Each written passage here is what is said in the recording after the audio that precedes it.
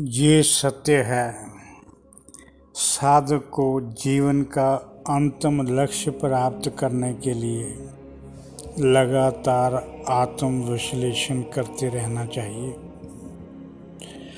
अदृश्य रहकर क्रिया शक्ति व चेतन शक्ति के रूप में भगवान शरीर में मौजूद रहते हैं। ये सत्य है। गुरु की कृपा व आशीर्वाद के बिना शरीर में प्रभु को अनुभव नहीं किया जा सकता। ये भी सत्य है। अंतःकरण को शुद्ध किए बिना गुरु भी साधक को शरीर में प्रभु को अनुभव नहीं करवा सकता। ये भी सत्य है। अब तक शरीर में प्रभु को अनुभव करने में असमर्थ रहने का कारण क्या है? अब तक शरीर में प्रभु को अनुभव करने में असमर्थ रहने का कारण हम ही हैं या हमारे गुरु हैं? ये फैसला आप अपने मन से पूछ लें कि किसके कारण, हमारे कारण या हमारे गुरु के कारण हमें प्रभु का अनुभव नहीं हुआ। क्या हमारा गुरु असमर्थ है? ये हम ही जान सकते हैं हमारे गुरु में समर्थ है या नहीं। अपने मन से पूछ लो। हम गुरु चाही करते हैं या मन चाही करते हैं, ये भी अपने आप से पूछ लो।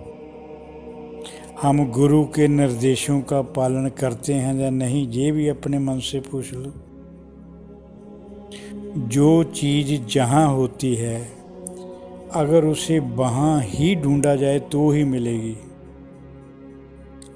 क्या कहीं ऐसा तो नहीं जहाँ प्रभु हैं हम उन्हें वहाँ ढूंढ नहीं रहे? जो चीज़ जहाँ होगी अगर हम उसे वहाँ नहीं ढूंढेंगे तो वो कभी भी नहीं मिलेगी। हम ढूंढते रहेंगे, जन्मों जन्मांतरों तक ढूंढते रहेंगे और वह कभी नहीं मिलेगी। सब संत कहते हैं प्रभु हर जगह है, प्रभु सर्वव्यापी है, पूरे ब्रह्मांड के कण कण में मौजूद है। सब जगह प्रभु की शक्ति से ही सब क्रियाएं हो रही हैं। सर्व खलिंदम ब्रह्म, सब गोविंद है, सब गोविंद है, सब प्रभु का ही विस्तार है। सब भेगट राम बोले, सबके भीतर प्रभु ही बोल रहा है। ये सुनते सुनते हम बूढ़े हो गए, मगर इन वाक्यों का भाव तब तक समझ नहीं आएगा जब तक ये बातें हमारे आचरण में नहीं उतरेंगी, जब तक हमारा अंतःकरण शुद्ध नहीं हो जाएगा और हमारी दृष्टि प्रभु दृष्टि नहीं बन जाएगी। दोष दृष्टि, गुण दृष्टि, विवेक दृष्टि से ऊपर उठकर हमारी प्रभु दृष्टि बननी जरूरी है। जब भी प्रभु का अनुभव होगा सबसे पहले अपने शरीर में होगा, फिर हर जगह होगा, हर आकृति में होगा। अब तक प्रभु को अनुभव करने में असफल क्यों रहे? अब तक प्रभु को अनुभव करने में असफल रहने का कारण क्या है?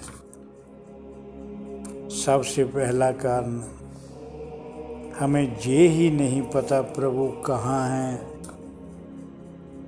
प्रभु जहाँ हैं हम वहाँ ढूंढ ही नहीं रहे।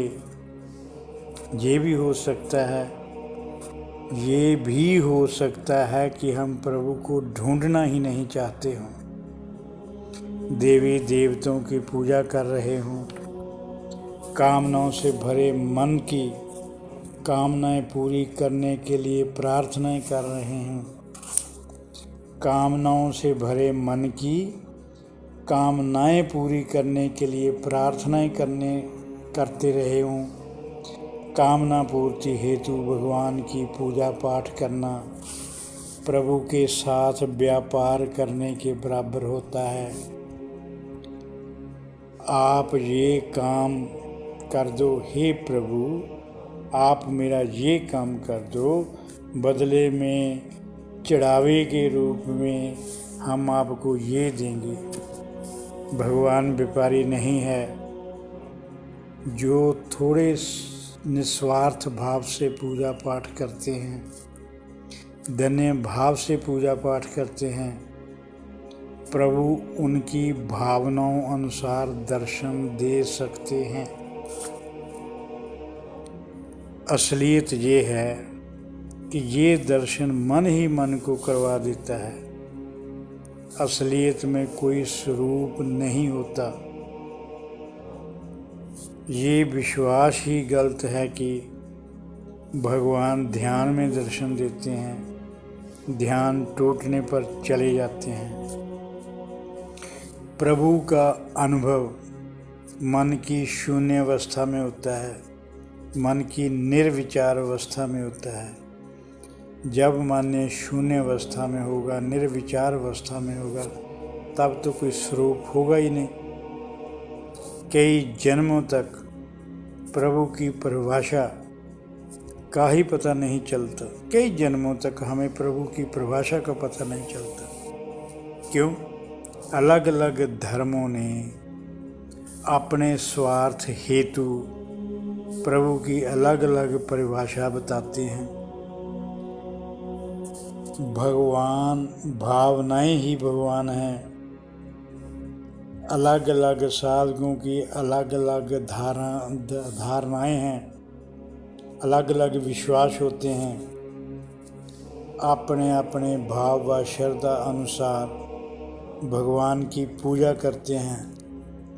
उसी अनुसार मन उन्हें भगवान के दर्शन करवा देता है। उसी अनुसार मन ही भगवान के दर्शन करवा देता है। बाहर से भगवान नहीं आते, मन ही भगवान को खड़ा कर देता है। असलियत को समझने के लिए सत्य चित आनंद को समझकर सच्चिदानंद में मन को स्थिर रखना होगा। और तब तक प्रयास नहीं छोड़ना जब तक सच्चिदानंद से एक ना हो जाओ। और दूसरा कारण, मन का विकारों से, मन चंचलता से, कामनाओं से, अपेक्षाओं से भरा हो। हमारा मन, आप विचार कर लें, सोच लें, मन से पूछ लें कि वो मन विकारों से भरा है, चंचलता से मुक्त है, कामनाओं से मुक्त है। मन जब तक इनसे भरा रहेगा तब तक सफलता नहीं मिलेगी। क्योंकि मन में स्वार्थ होगा, समर्पण नहीं। भगवान के प्रति तो समर्पण चाहिए, मगर जब तक मन में स्वार्थ होगा, कामनाएं होगी, तब तक समर्पण नहीं होगा, स्वार्थ होगा।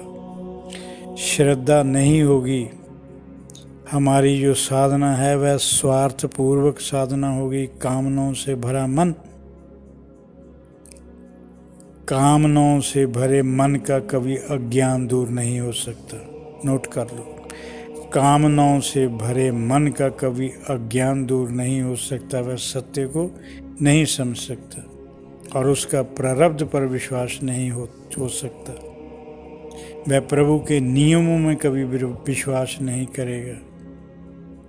मंजिल तक पहुंचने के लिए मन बेचैनी मुक्त, कामनाओं से मुक्त, अज्ञान से मुक्त होना बहुत जरूरी है। आप फैसला कर लो, साधना कामनाओं की पूर्ति हेतु करनी है या प्रभु को अनुभव करके उसके साथ एक होने के लिए करनी है। साधना में असफलता समर्थ गुरु के अभाव के कारण भी हो सकती है। वो केवल यही कहे सुमरन करो, सुमरन करो, सुमरन करो, और अपना जो एक्सपीरियंस है वो आपसे शेयर ही ना करे। प्रभु कृपा के बिना समर्थ गुरु नहीं मिल सकता। गुरु तो बहुत बनकर बैठे हुए हैं, शब्द बहुत देते हैं, पूरी दुनिया ने शब्द लिए हुए हैं, पर प्रभु कृपा के बिना समर्थ गुरु आपके जीवन में नहीं आ सकता।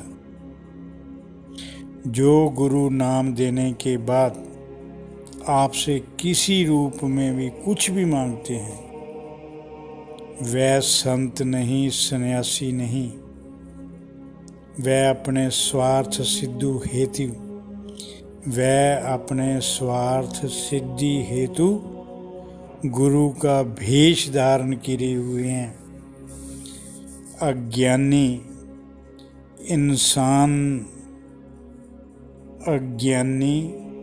इंसान से मांगता है।